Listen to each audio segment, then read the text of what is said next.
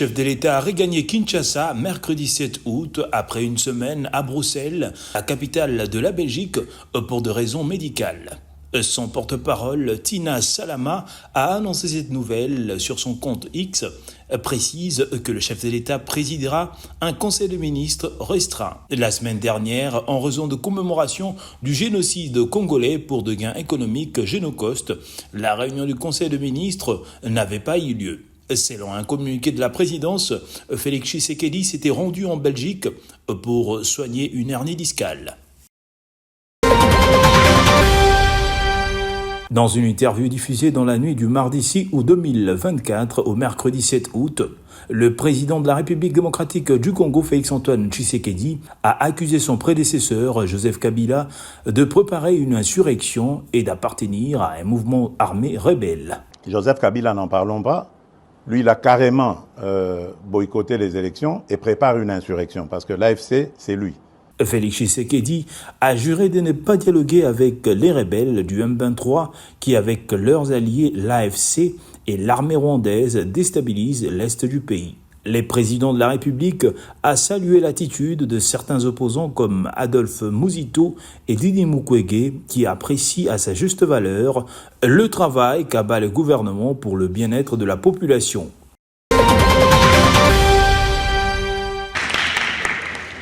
Ayant appris la tourmente dans laquelle se trouvent les conseillers communaux de la République démocratique du Congo, le président de l'Assemblée nationale, le professeur Vital Kamerhe, accompagné du rapporteur Jacques Joly et de la questeure adjointe Grace Nehema, les a réunis le mardi 9 août 2024 dans la salle de banquet du Palais du Peuple pour échanger autour de leurs desiderata. Prenant la parole au nom de tous les conseillers communaux de la RDC, le conseiller Willy Zembela, élu de la commune de Bimpemba au Kasaï central, a brossé succinctement les grandes lignes de leurs revendications.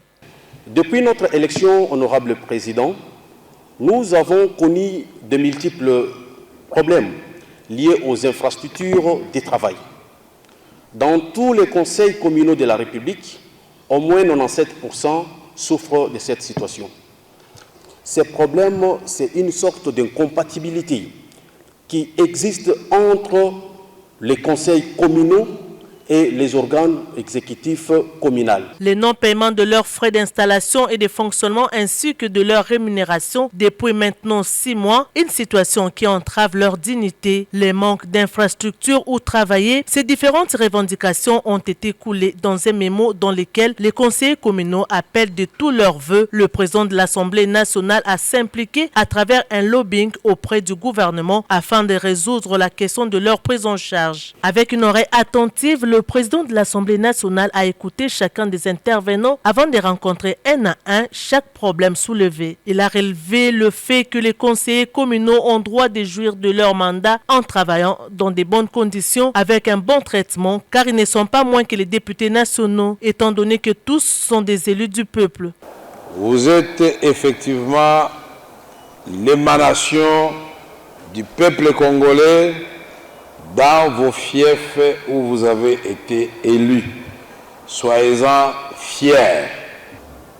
Il n'y a point d'énergie, ni d'intelligence, ni de courage pour servir le peuple si soi-même on souffre de la première maladie qui s'appelle la faim. Vous avez frappé aussi à la bonne porte. Le président Vital Kamerhe a par la suite donné sa ferme promesse de prendre à bras le corps le problème des conseillers communaux en appelant à l'implication du gouvernement. Il a par ailleurs annoncé qu'il va réunir au niveau de Kinshasa les gouverneurs de la ville, les différents bourgmestres et les conseillers communaux de la capitale afin de définir un cadre de travail où doit régner la cohésion.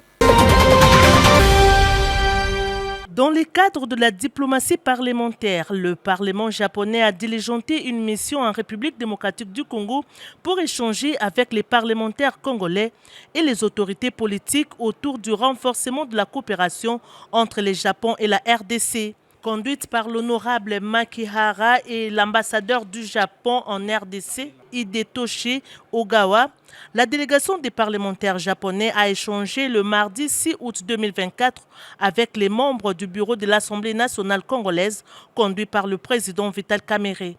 Leurs échanges ont tourné autour du renforcement de la coopération parlementaire et diplomatique entre la RDC et le Japon.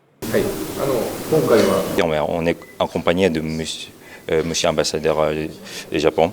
On voudrait affirmer que la relation solide entre les parlementaires de ce pays sera importante et essentielle pour le renforcement de ces deux pays.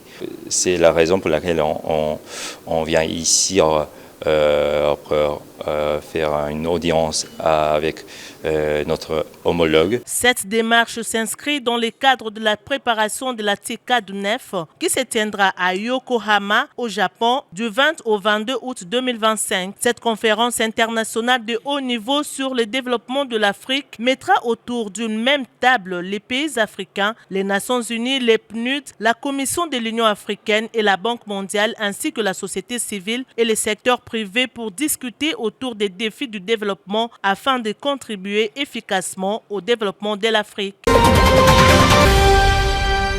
Après plus de 2 ans de travail en coulisses, la coordonnatrice du projet de stabilisation et des relèvements de l'Est de la RDC a dévoilé le plan de projet et le coût de budget du projet Star Est, exercice 2024, au cours d'un atelier de pilotage et des préparatifs présidés par le vice-premier ministre, ministre de l'Intérieur, Sécurité, Décentralisation et Affaires coutumières, Jacquemin Chabani-Louko, bien avant le lancement dans le tout prochain jour du dit projet dénommé Star Est.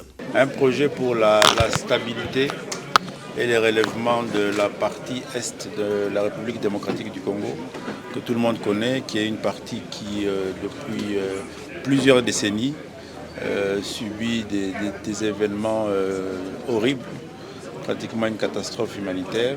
Et à travers ce projet qui vont toucher directement et indirectement un grand nombre de nos populations, ces projets vont permettre à stabiliser, ça va toucher l'administration, ça va toucher le tissu social, ça va permettre la réinsertion aussi de beaucoup de nos populations dans leur milieu naturel.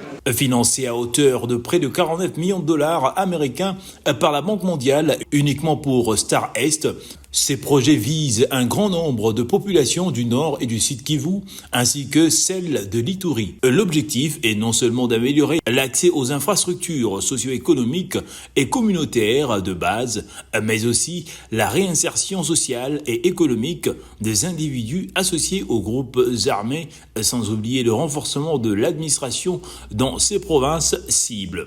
Après la présentation du projet Star Est et le coût de son budget par sa coordonnatrice, retenons que dans la mise en œuvre du projet Star Est pour l'année 2024, 200 routes en dessert agricole seront réhabilitées, sans oublier sans infrastructures socio-économiques de base et un appui aux communautés vulnérables par des subventions sur la mise en place des activités génératrices de revenus.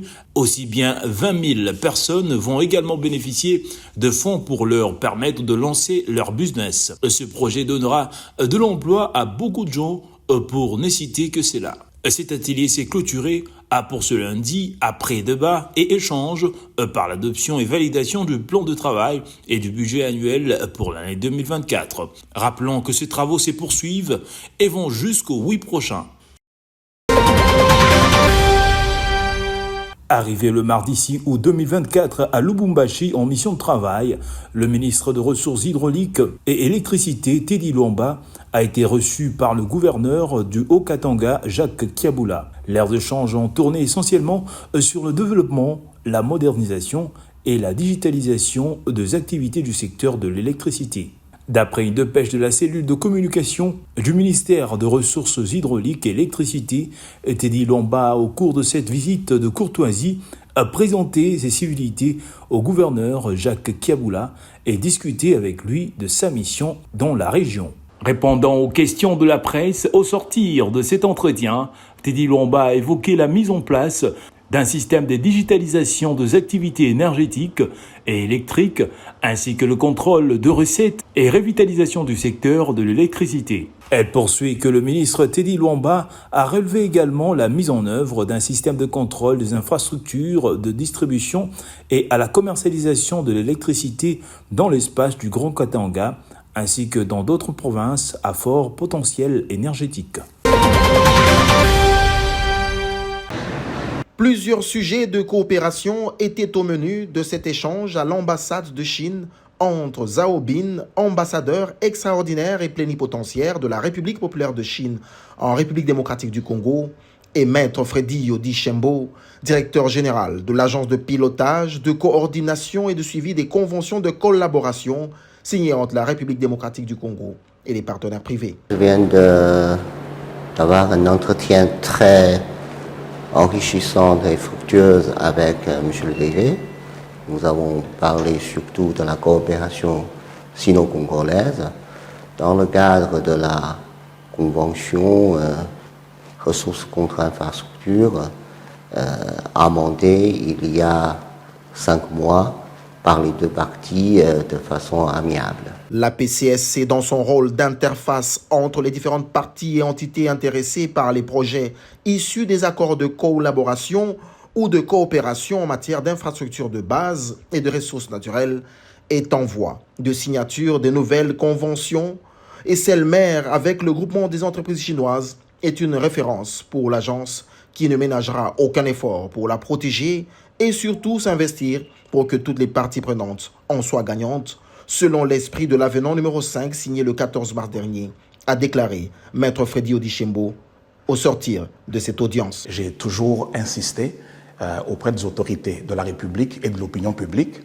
que le modèle de la SICOMINE est le seul modèle qui, jusqu'à ce jour, nous a permis d'utiliser à bon escient nos ressources naturelles. On sait que ce modèle nous dote des infrastructures de base. On peut aujourd'hui rouler sur des routes qui ont été construites sur fond de cette convention. Et donc c'est une convention à protéger. Et c'est ça notre rôle. Notre rôle, c'est de garantir le bon fonctionnement de cette convention, la protéger contre des prédateurs.